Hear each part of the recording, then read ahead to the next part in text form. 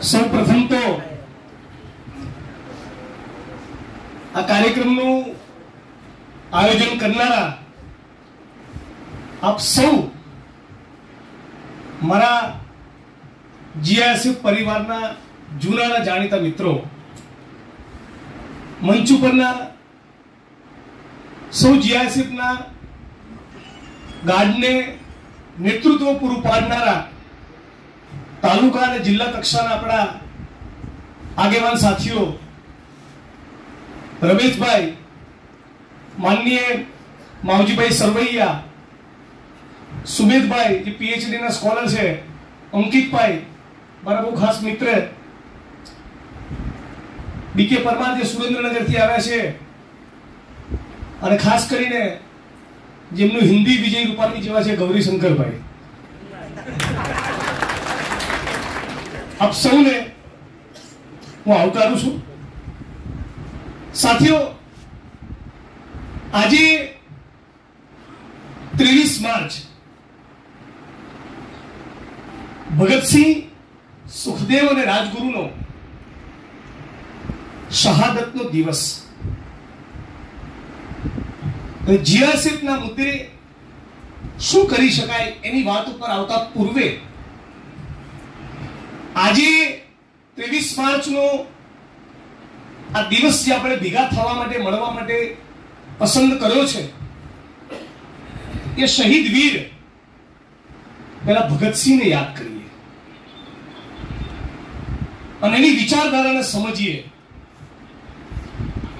અને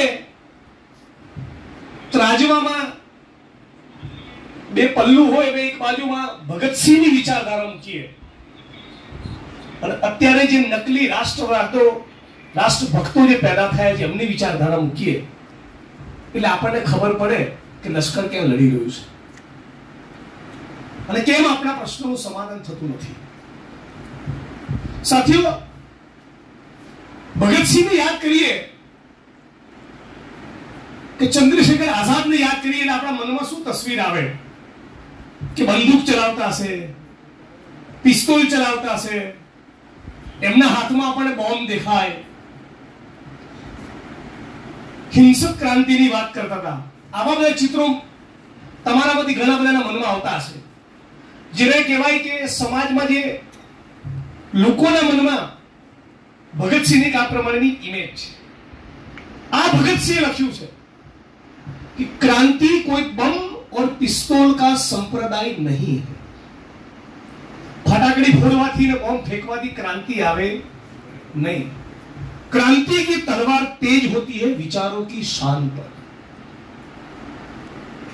विचारधारा जो नक्कर होय, टकोराबंद होय, विचारधारा जो मजबूत होय, तो ज देश અને દુનિયામાં ક્રાંતિ થાય। બંદૂક, पिस्तौल અને બોમ્બથી ક્રાંતિ થતી નથી। पर हमने भी कीधु बहनों को सुनाने के लिए ऊंचे धमाके की जरूरत होती है।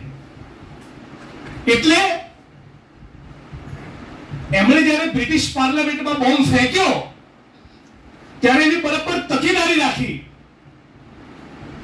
કે કોઈને પણ ઇન્જરી થવી જોઈએ નહીં, એક પણ વ્યક્તિને ઈજા પહોંચવી જોઈએ નહીં, એવી તકેદારી સાથે એમણે બોમ્બ ફેંક્યો, જેથી બોમ્બ ફેંકવા બદલ એમની સામે ગંભીર ગુનો દાખલ થાય, એમની ધરપકડ થાય અને આગળ જતા કોર્ટમાં કેસ ચાલે અને જ્યારે જજ મહોદય પૂછે કે ભાઈ કેમ બોમ્બ ફેંક્યો, તો એ વખતે પોતાની વિચારધારાની વાત ત્યાં મૂકે અને એ વિચારધારાની વાત અખબારોના માધ્યમથી આખા ભારતમાં ફેલાય અને ક્રાંતિની જ્વાળા આખા દેશમાં પેદા થાય, એટલા માટે એમણે બોમ્બ ફેંકેલો, પોતાની વિચારધારાના પ્રચાર અને પ્રસાર માટે બોમ્બ ફેંકેલો, કોઈને ઈજા પહોંચાડવા માટે નહીં।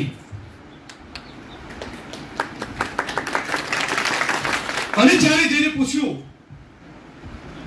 કે તમે કહો છો તમે ક્રાંતિકારી છો, ક્રાંતિ એટલે શું, क्रांति तमारी परिभाषा, क्रांति तमारी व्याख्या शू है, त्यारे भगत सिंह कीधु कि आज बड़े बड़े बड़े सुंदर महलों का निर्माण करने वाले मजदूर स्वयं पूरा जीवन गंदे नालों में व्यतीत कर देते हैं।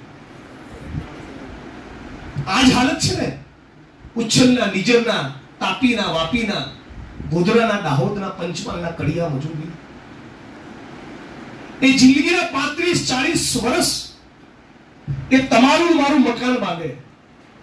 ગુજરાતની વિધાનસભાના જે મકાનમાં હું બેસું છું એના પાયામાં પોતાનો ડો એને પરસેવો પાડે। તમારી જીઆઈસીપની ઓફિસમાં મૂળમાં પણ એ દાહોદના, ગોધરાના, પંચમહાલના કોઈ કડિયા મજૂરનો પરસેવો હશે। અત્યારે હાલ જે મંચ પર હું ચડ્યો છું આ ઓડિટોરિયમના નિર્માણમાં પણ કોઈ મજદૂરનો, કોઈ શ્રમજીવીનો પરસેવો છે।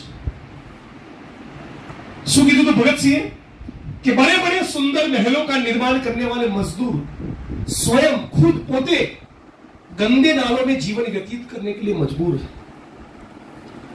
आवी दुनिया नहीं जोईती એટલા માટે બોમ્બ ફેંકેલો। એમણે કીધું कि क्रांति से हमारा मतलब है किसानों और मजदूरों के हाथ में सत्ता। और नरेंद्र भाई ने पूछो कि वो के अदानी और अंबानी की जेब में सत्ता।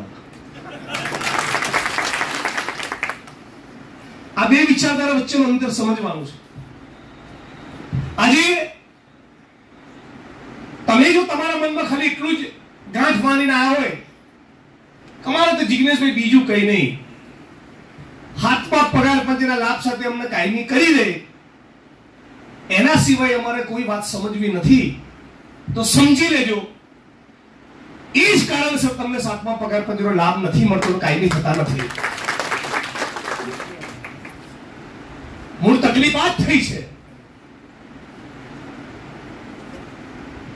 જ્યાં સુધી તમામ શ્રમજીવીઓ, તમામ મહેનત કરનારા, મજૂરી કરનારા લોકો, કામદારો અને કર્મચારીઓની એકતા ના બને ત્યાં સુધી કોઈ દિવસ તમારા પ્રશ્નનું સમાધાન કરવાનું કોઈ જડીબુટ્ટી મારી જોડે નથી। હા, આપણે બધા જ સાથે મળી ગુજરાતના જેટલા પણ સમદુખ્યા છે એ બધાનો જો સરવાળો કરીએ તો આપણને ચોક્કસ સફળતા મળે। और જ્યારે આશા વર્કર બહેનો લડતી હોય ત્યારે આંગણવાડીની બહેનો લડતી ના હોય। વાત સાચી ખોટી? અને જ્યારે આશા વર્કર અને આંગણવાડીની બહેનો લડતી હોય ત્યારે જીઆઈએસએફના જવાનો ઘરમાં બેઠા હોય।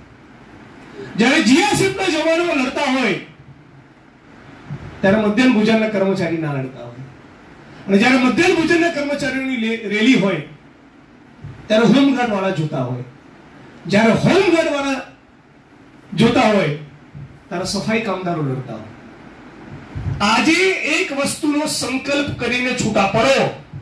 શહીદ આઝમ ભગતસિંહના શહાદત દિવસ નિમિત્તે આ 23 માર્ચ તમે યાદગાર બનાવો કે જો ગુજરાતની અંદરથી ફિક્સ પગાર, આઉટસોર્સિંગ અને કોન્ટ્રાક્ટ સિસ્ટમની નાબૂદી ના થાય ત્યાં સુધી ચેનથી ઊંઘવાનું નથી। એ વાતનો આજે સંકલ્પ કરીને આપણે છૂટા પડીએ।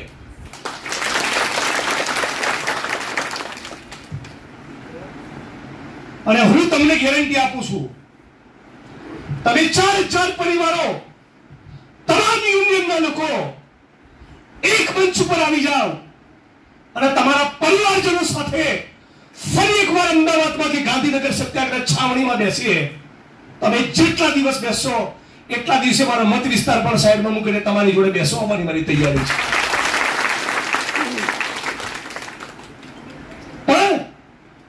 આ વેરણ છેરણ પરચુરણ લડતથી કઈ નહીં થાય। લડવું તો લડી જાણવું। દિલ્હીમાં જે પ્રમાણે 11 મહિના સુધી ખેડૂતો લડ્યા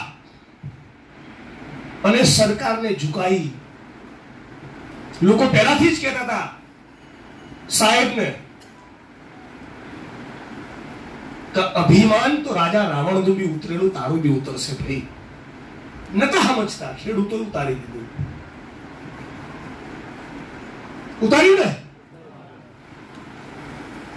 અને આપણી પીડાનું જે કારણ એ છે હજી 56 ઇંચનો દારૂ કરનારા ભાઈ માટેની તમારામાંના ઘણાની લાગણી ઓછી થતી નથી। વાત સાચી ખોટી?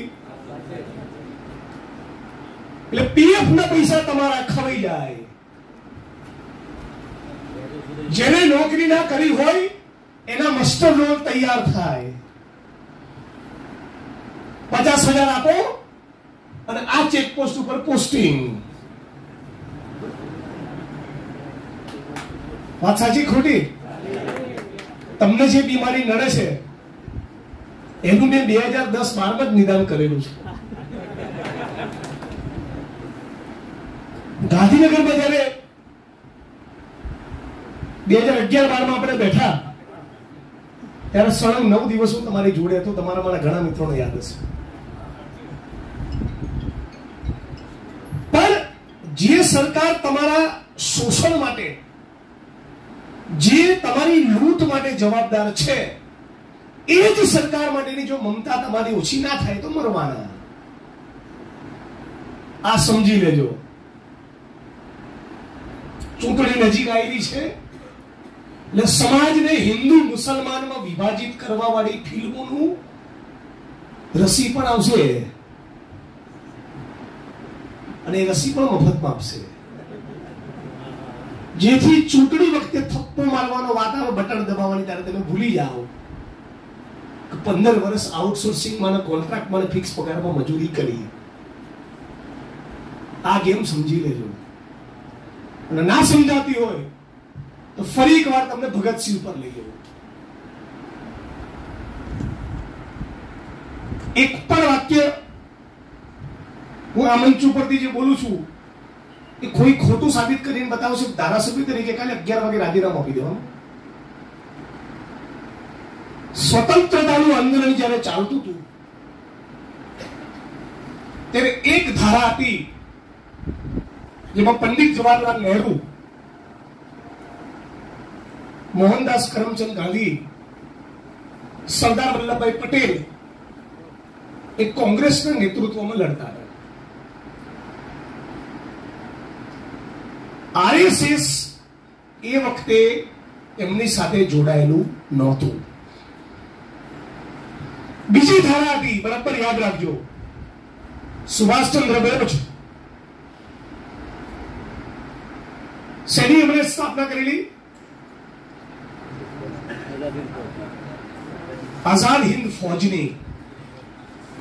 એ લડાઈમાં પણ આ આરએસએસ વાળા હતા નહીં.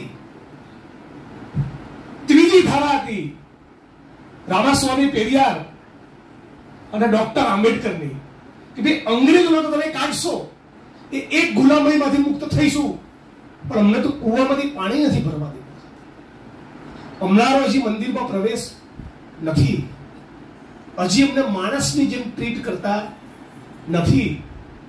આ ગુલામીનું શું, જે ભારતની પોતાની ગુલામી છે, એ મુદ્દો એમણે ઉપસ્થિત કરેલો. એ ધારા સાથે પણ આરએસએસના લોકો નતા. અને ચોથી ધારા રામપ્રસાદ બિસ્મિલ, અશફાકુલ્લા ખાન, ચંદ્રશેખર આઝાદ, સુખદેવ, રાજગુરુ અને ભગતસિંહ, એની સાથે પણ આ આરએસએસના લોકો નતા. તો આ ગદ્દારો ક્યાં હતા? આ તમે જે દિવસે સમજી ગયા એ દિવસે 7મા પગાર પંચના લાભ સાથે કાયમી થઈ જશે.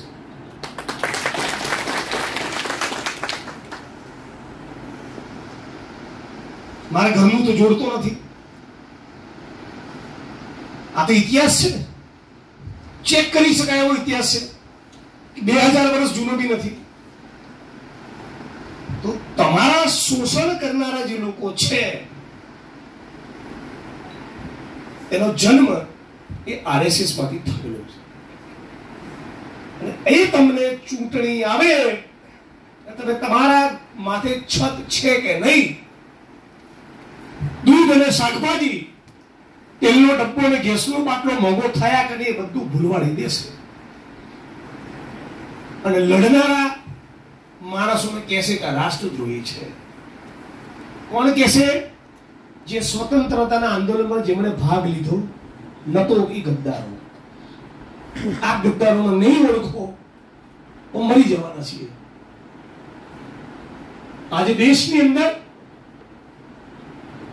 ભયંકર કોમવાદી માહોલ બનાવ્યો છે.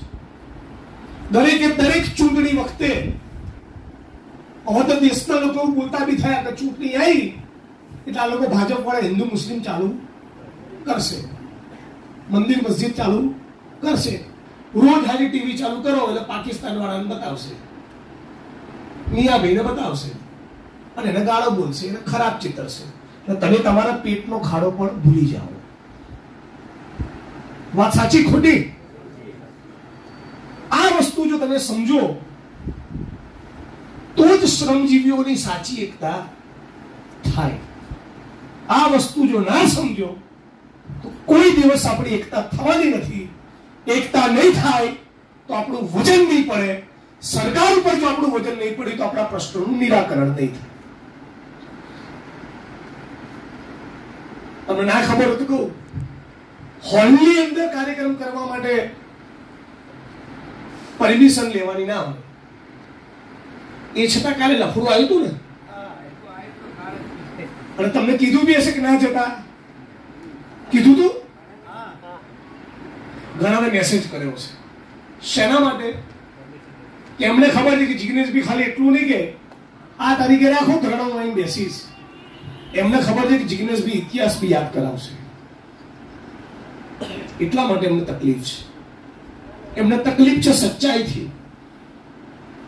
આ સચ્ચાઈને તમારે ઓળખવી પડશે. આપણે ગુજરાતની અંદર છેલ્લા 27 વર્ષથી સતત આ એક પ્રકારની આપણે સરકાર જોઈ છે. ખેડૂતો નારાજ, ખેત મજૂરો નારાજ, જીએસએફ ના જવાન નારાજ, સફાઈ કામદાર નારાજ, હોમગાર્ડના જવાન નારાજ, ફોરેસ્ટના ગાર્ડ નારાજ, મલ્ટીપર્પઝ હેલ્થ વર્કર નારાજ, તલાટીઓ નારાજ, લોક રક્ષકો નારાજ, પે ગ્રેડનો પગાર વધારો માંગનારા પોલીસના મિત્રો નારાજ. તો રાજી કોણ છે આમ નારાજ? આટલા બધા લોકો જો નારાજ હોય તો ચૂંટણી વખતે પરિણામ કેમ નથી આવતું? એ બી સવાલ છે. કેમ કે એ વખતે ફરી વાત મંદિર મસ્જિદ ઉપર લાઈને મૂકી દે છે અને ફરી આપણે એમના લપેટમાં આવી જઈએ છીએ. એટલે સૌથી પહેલા આજે તમે સંકલ્પ કરો કે ધર્મ એ માણસની વ્યક્તિગત પસંદગીનો વિષય છે.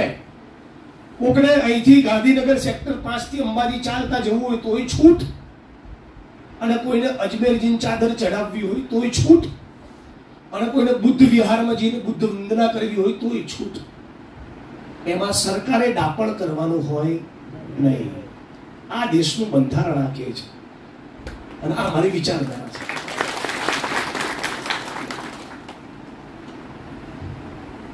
તમારામાંથી કોઈ બોલતા નહીં, જેને ખબર હોય ખાલી હાથ ઊંચો કરજો.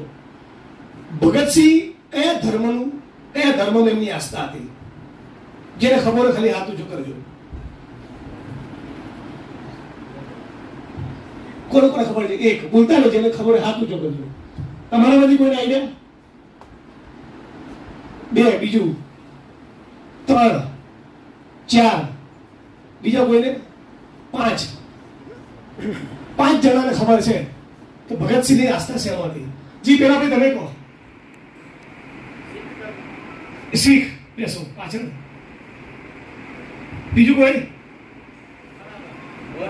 હા, બૌદ્ધ ધર્મ. બીજું કોને હાથ ઊંચો કરેલું? જી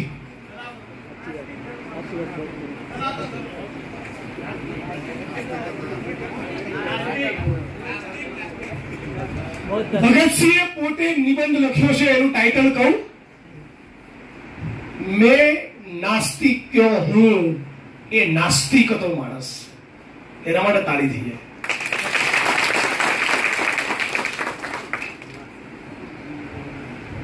પણ કેટલાક રાજકારણીઓ સત્તાના સ્વાર્થ ખાતર આ નાસ્તિક ભગતસિંહને પણ એક ચોક્કસ રંગે રંગવાની કોશિશ કરે છે. એ તો હારું છે કે પોતે લખીને ગયા છે હું નાસ્તિક ચમ છું. એમણે પોતે નિબંધ લખ્યો છે કે મેં નાસ્તિક ક્યો હું. એમને જયારે ફાંસી મળી ત્યારે એમની ઉંમર હતી ફક્ત 23 વર્ષ. કેટલી ઉંમર? 23 વર્ષની ઉંમર. સુખદેવ, રાજગુરુ, ચંદ્રશેખર આઝાદ, આ કોઈ માણસની ઉંમર 25 વર્ષ નથી. અને ભગતસિંહ જયારે લખવાનું શરૂ કર્યું, નિબંધો, પત્રો, આર્ટિકલ, ત્યારે એમની ઉંમર હશે 17-18 વર્ષ. જેલની અંદર પણ એમણે જેલ ડાયરી લખી. આજે ગુજરાત અને દેશ જોઈએ અને જે પ્રમાણેનું કોમવાદી માહોલ સમાજમાં છે, એક પણ ખૂણેથી લાગે કે ભગતસિંહના સપનાનું ભારત છે. આપણી આશા વર્કર બહેનો એનો નિયત પગાર ના હોય, ઇન્સેન્ટિવમાં જીતી હોય, આ ભયંકર મોંઘવારીમાં. આપણી આંગણવાડીની બેન દર ચૂંટણી આવે એટલે એમને 20-25 હજારની રેલીઓ કરવાની, દંડા ખાવાના, ડિટેન થવાનું, FIR વરવાની, બદલીઓ વરવાની. 10 વર્ષથી જીઆરસીએફના જવાનોને તો હું લડતા જોઉં છું. સફાઈ કામદાર ગાંધીનગરમાં 70-75 દિવસથી બેઠા છે. આવી નવી ફેક્ટરીના મજૂરોની હાલત. આ ભગતસિંહના સપનાનું ભારત હોઈ શકે?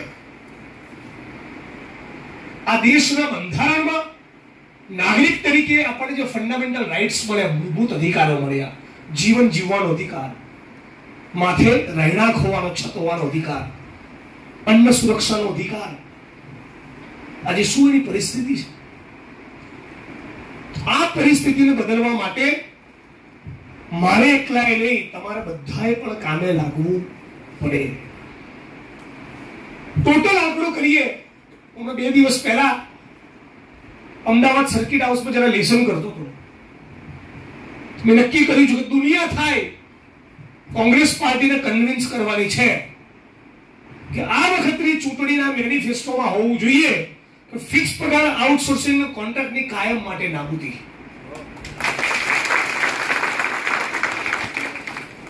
એટલું જ નહીં, એને નાબૂદ કર્યા પછી બધાને રેગ્યુલરાઇઝ કરવાના.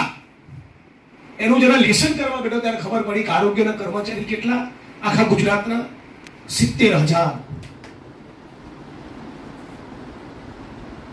આશા વર્કર અને આંગણવાડીની બહેનો કેટલી? 1.5 લાખ. સફાઈ કામદાર કેટલા? 1 લાખ. 4,000 4,500 જીઆરસીએફના જવાનો, 50,000 થી વધારે હોમગાર્ડ. ટોટલ આંકડો કરીએ 8 લાખ કર્મચારી થાય.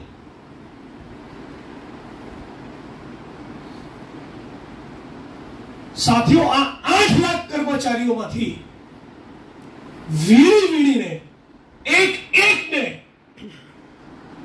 પરમેનન્ટ નહીં કરીને ત્યાં સુધી હું તમારી જોડે સંઘર્ષ કરીશ. જાઓ.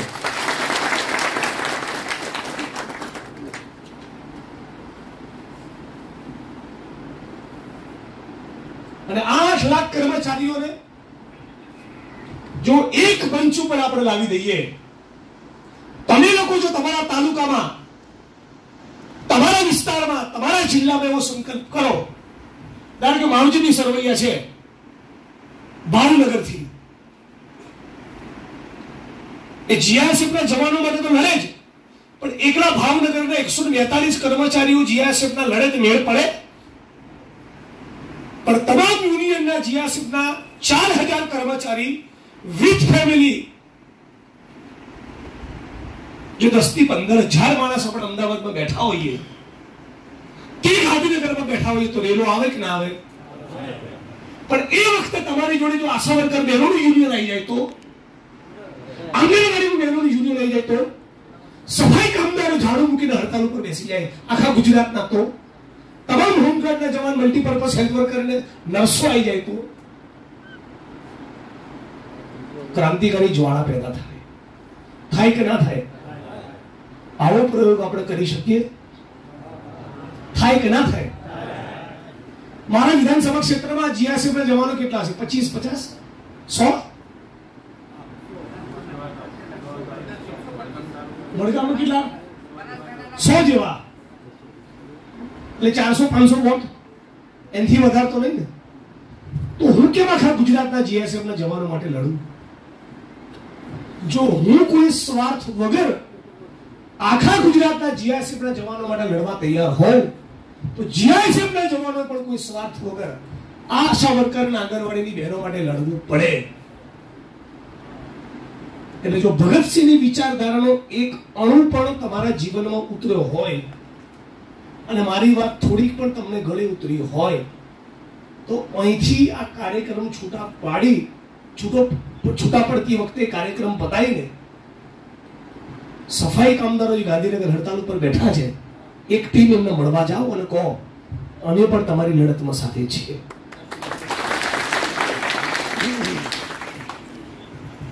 તો કોઈક દિવસ મારા જેવો માણસ સફાઈ કામદારોને બી કહેશે કે જીઆઈએસએફના જવાનોની લડત છે, 20 જણા એને એક દિવસ બેસ્યો એમની જોડે, તેમનો ટેકો રહે. આપણે 4045 કર્મચારીઓ પોતાના તાલુકાની અંદર જેટલા પણ આઉટસોર્સિંગ ને ફિક્સ પગારના કર્મચારીઓ છે બધાને એક મંચ ઉપર લાવવાનું બીડું ઝડપી દો.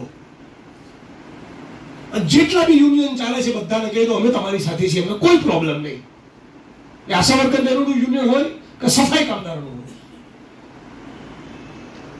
જે દલાલ હશે ને એમાંથી 25% તો મને જોઈને જતા રહેશે. આટલા સમજી જાઓ. એમને ખબર છે કે અહીંયા સમાધાન નહીં થાય, અહીંયા મેળ નહીં પડે. ગદ્દારો બધી જગ્યાએ છે, યુનિયનોની અંદર બી છે, તોડબાજો બી છે, સેટિંગ બાજો બી છે, કટકી કરનારા બી છે, સાહેબોની ચાપલુસી કરનારા બી છે. બધું જ જાણું છું. એટલે તો આ 8 લાખ કર્મચારીઓનો મેળ નથી પડતો અને સાચા માણસોને આપણે ઓળખી શકતા નથી. સાચા માણસોની ફરતે આપણે વીંટળાઈ શકતા નથી, એનો અવાજ બુલંદ કરી શકતા નથી ને મજબૂત કરી શકતા નથી. વાત સાચી ખોટી? તમે નક્કી કરો આપણે ખાલી 4000 ને એક મંચ ઉપર લાવવા છે કે 8 લાખ ને લાવવા છે? બોલો, થાય કે ના થાય? મારી જવાબદારી કે તમે જે દિવસ અમદાવાદમાં કે ગાંધીનગરમાં જીઆઈએસએફના જવાન તરીકે લડવા બેસો, 25-50 આશા વર્કર બેન, આંગણવાડીની બેન, હોમગાર્ડના મિત્રોને સફાઈ કામદાર લાવવાની જવાબદારી મારી. પણ એ શરતે કે આ કર્મચારી જે જિલ્લાની જે તાલુકામાં લડતા હશે ત્યારે તમારે ફૂલની ને ફૂલની પાંખડી ટેકો કરવા 5-25 માણસને લઈને જવું પડશે. આટલું જો તમે રેડી કરો તો હું બી કોંગ્રેસ પાર્ટીને કહું ખાલી એમને નથી આવ્યો, લોકોના કામ કરવા પડશે.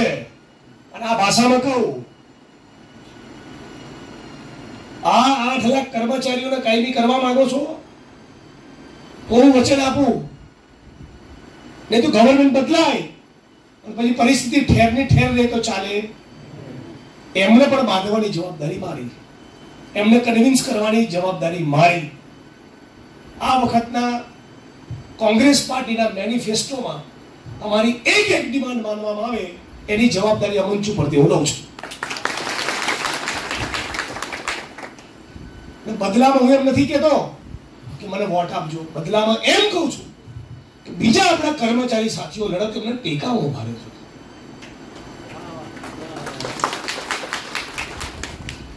આટલું જો થાય તો કમલમ અને વિધાનસભા બંને હલી જાય. કેમ કે 8 લાખ કર્મચારીઓની તાકાત બહુ મોટી છે. તમે કહો 4000 જીઆઈએસએફના જવાનોનો અવાજ બનવું કે 8 લાખ કર્મચારીઓનો અવાજ બનવું? તમે કહો 4000 માટે લડવું છે કે 8 લાખ માટે લડવું છે? તો મારી સાથે નક્કી કરશો. બધી આશા વર્કર બહેનો માટે લડીશું, બધી આંગણવાડીની બહેનો માટે લડીશું, ફિક્સ પગારની નાબૂદી માટે લડીશું, આઉટસોર્સિંગની નાબૂદી માટે લડીશું, કોન્ટ્રાક્ટ સિસ્ટમની નાબૂદી માટે લડીશું.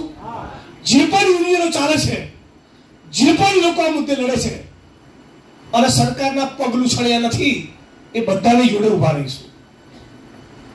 આટલો સંકલ્પ આપણે કરી દો. આટલું જો આપણે દ્રઢ નિશ્ચય કરી દઈએ તો સાથીઓ મને પાક્કી ખાતરી છે કે આપણને સફળતા મળે.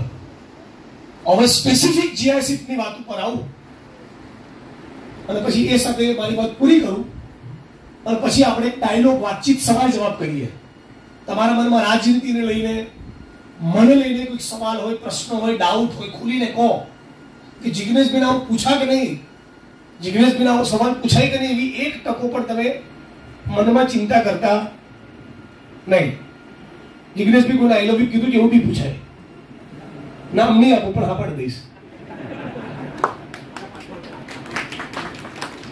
બરાબર? તો દિલ ખોલીને આપણે એક ચર્ચા કરીએ. પણ એ પૂર્વે જીઆઈસીના મુદ્દે મિત્રો, ચૂંટણીનું વર્ષ છે. નાક દબાવો તો મોં ખોલે. આપણે એક્ઝેક્ટ કર્મચારી કેટલા? 4000, 4500 કર્મચારી. હવે તમે 4500 કર્મચારીઓને લઈને બેઠા હો તો તમારી મારી જોડે શું અપેક્ષા છે? હું એકલો આવું કે મારી ટીમના 5-10 જણાને લઈને આવું? ટીમને લઈને આવું તો બદલામાં તમે તમારા ઘરની ટીમ લઈને આવશો?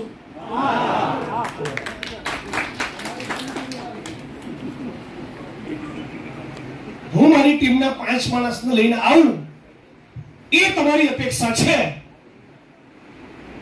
તો તમારે બી તમારા મા બાપ, પત્ની અને બાળકો સાથે આવવું પડે. બોલો, આવી એક રેલી થાય કે ના થાય? અને એ રેલી પછી બી સરકારના પેટનું પાણી ના લે તો ફરી એકવાર 2011-12 ની જેમ સત્યાગ્રહ છાવણી કે અમદાવાદનો કોઈ ખૂણો પકડી 15 દાડા ધમધમાવો, પછી આગળ જોઈએ છીએ. બોલો, કરીશું એવું પ્લાનિંગ? તૈયાર છીએ. પણ 4500 પરિવાર વિથ ફેમિલી આવવા જોઈએ. 10,000 થી એક માણસ ઓછું ના આવવું જોઈએ. ભાઈએ કીધું સાંભળો કે 4500 માં બધા વફાદાર ક્યાં છે? કઈ વાંધો નહીં, લડત તમારી બરાબર જાણશે ને. એટલે અમુક યુનિયનોમાં, સંગઠનોને ચલાવનારી જે બુદ્ધિઓ છે ને, જે કેપ્ટનો છોડી જનતા આવી જશે. આ બાજુ લડત હશે ક્યાં આવી જશે. તમે લડવાનું નક્કી કરો. રવીશભાઈ તો કીધું તરત ઉપરથી એમની ફરિયાદ કે તમે લડતા નથી, એટલે એક તો સમર્થન આપણે મળી ગયું. એટલે એનો તો પ્રશ્ન નથી. બીજું એકાદું યુનિયન હશે, બીએમએસ તો નહીં બોલે. એ તો બધા હિટલરના સિવિલિટીના વારસદાર છે, એટલે એમાં આપે છે.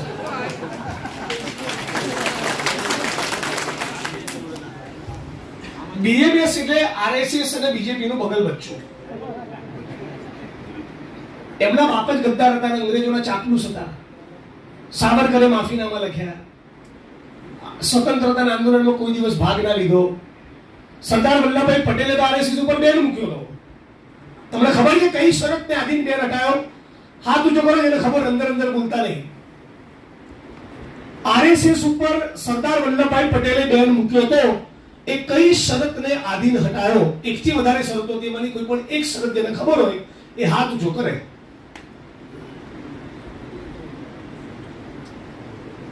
બોલો બોલો સુપુતભાઈ.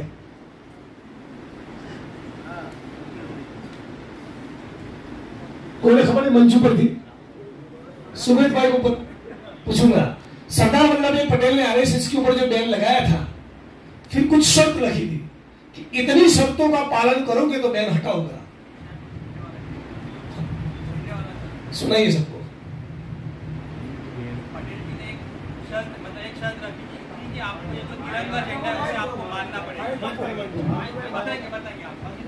એ શરત મૂકી હતી સરદાર વલ્લભભાઈ પટેલે ચોરો આગળ, નકલી રાષ્ટ્રભક્તો આગળ, કે રાષ્ટ્રધ્વજનું સન્માન કરવું પડશે. કેમ આવું કેવું પડ્યું છે? ભગવો લહેરાવતા હતા, તિરંગો નહીં. આ તમારું બીએનએસ.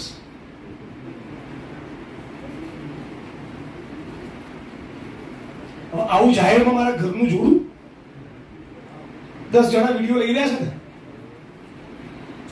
તમે એક પાસે એમને મોકલશો, મને ખબર છે એમાંથી 2 જણા તો આવ્યા જશે.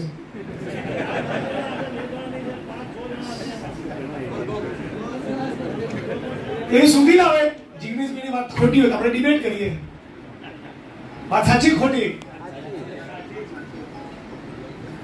બીએમએસ નો જન્મ આરએસએસ અને બીજેપી માંથી થયો, બરાબર? અને એમની સામે મારું એલિગેશન છે કે તમે રાષ્ટ્રધ્વજનું સન્માન નતા કરતા અને ગાંધીજીની હત્યા એ નથુરામ ગોડસે કરી, આજે બી એના મંદિરો બનાવ્યા છે. આ તમારા બીએમએસ વાળા અને આરએસએસ વાળા આજે પણ ગાંધી મુર્દાબાદ અને ગોડસે જિંદાબાદ બોલે છે. આ ગદ્દારો બોલે છે કે નહીં બોલતા? એમને બહુ જાહેરમાં ભાઈ ગાંધીજીની હત્યા કરી, ગોડસે મુર્દાબાદ બોલવાનો કોઈ વાંધો હોય?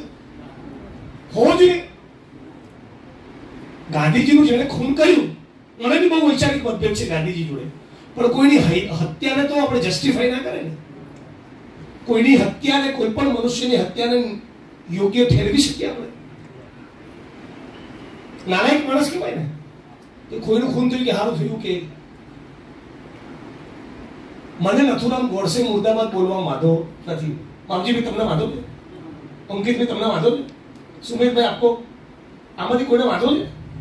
નાથુરામ ગોડસે ગાંધીનું ખૂન કર્યું એ મુર્દાબાદનો નારો લગાવવામાં આપણને કોઈને વાંધો? તમારામાંથી કોઈને વાંધો છે? હોય તો હાથ ઊંચો કરો, એની બી ચર્ચા કરીએ. બીએમએસ વાળાને પૂછી લેજો, નહીં બોલે.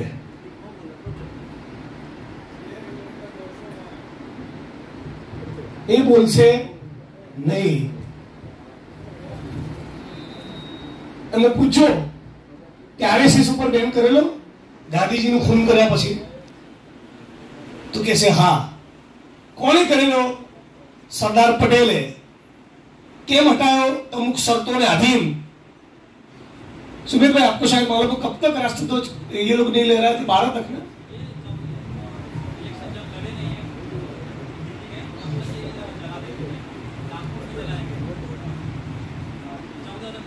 હમણાં 2010-12 સુધી રાષ્ટ્રધ્વજ લહેરાવતા નતા. આ લોકો કહે છે ને કે આપણે રાષ્ટ્રદ્રોહી, એન્ટી નેશનલ, હિન્દુ વિરોધી જે આંદોલન કરતા હોય, કનૈયા કુમાર હોય, હાર્દિક પટેલ હોય, બધાને ગાળો બોલે છે ને, એમનો પોતાનો ઇતિહાસ આ છે.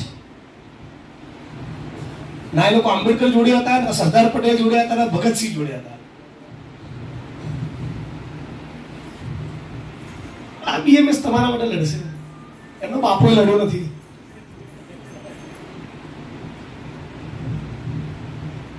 આ બીએમએસ મૂકી દો અને તમે તમારી જાત ઉપર ભરોસો મૂકી દો. તમારો પોતાની પર કોન્ફિડન્સ હોવો જોઈએ. હું લડીશ. બીએમએસ જોડે જે લોકો છે એ આપણી લડતનો કરંટ જોશે એટલે આવશે. આપણે આપણી તૈયારી પ્લાન કરો. ચલો આપણે 2,500-3,000 લોકો રેડી થઈ શકીએ? રમેશભાઈ, તો આપણે 2,500-3,000 લોકો સપરિવાર એક દિવસનો કાર્યક્રમ પ્લાન કરી શકીએ? તારીખ કરવી નક્કી. 1 મે इंटरनेशनल लेबर डे, अंतरराष्ट्रीय मजदूर दिवस निमित्ते करो.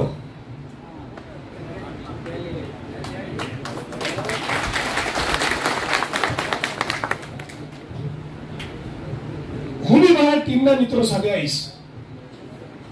100 જણા મારી ટીમમાંથી હાજર હશે દિવસે. ચાલો, તમારે વિથ ફેમિલી આવવાનું અને દરેકે દરેક વ્યક્તિ પોતાના ફેમિલીમાંથી કોણ ના લાવ્યું એનો રેકોર્ડ આપણે મેન્ટેન કરીશું. માવજી ભાઈ ભાભી લઈને આવો, રમેશભાઈ કે પિયરમાં ગીત ના ચાલે.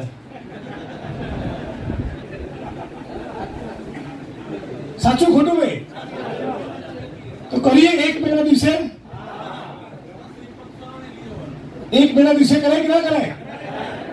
છે તમારી તૈયારી? રેડી?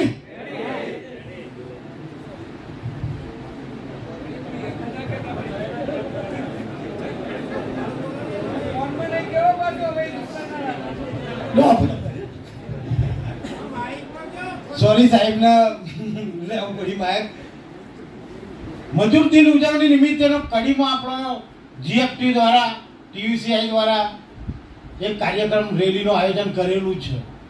જો એમાં તમે સહકાર આપવા માટે હતો અતિ ઉત્તમ સાહેબ, અને સાહેબ પણ સાથે રહેતા હોય તો ધન્યવાદને પાત્ર રહેશે.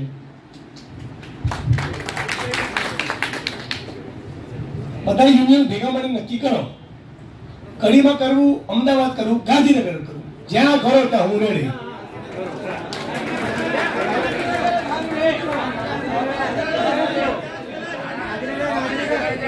એ તમે બધા યુનિયનના મિત્રો સાથે મળીને નક્કી કરો, નહીં તો પાછા મારી પર ઠીકરું ફોડશો.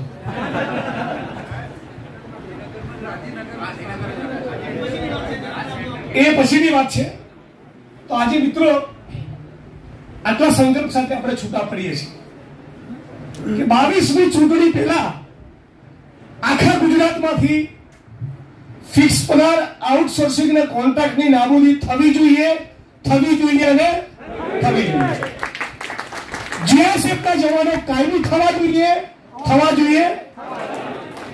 અને 1 મેના દિવસે કોઈ પણ તારીખ નક્કી થાય, તમામ યુનિયન સાથે મળી એક મંચ ઉપર આવી પૂરેપૂરી તાકાત સાથે સપરિવાર પોતાના આત્મસન્માન અને કાયમી થવાના મુદ્દે મજબૂત 10,000 લોકોની રેલી આપણે પ્લાન કરવી છે.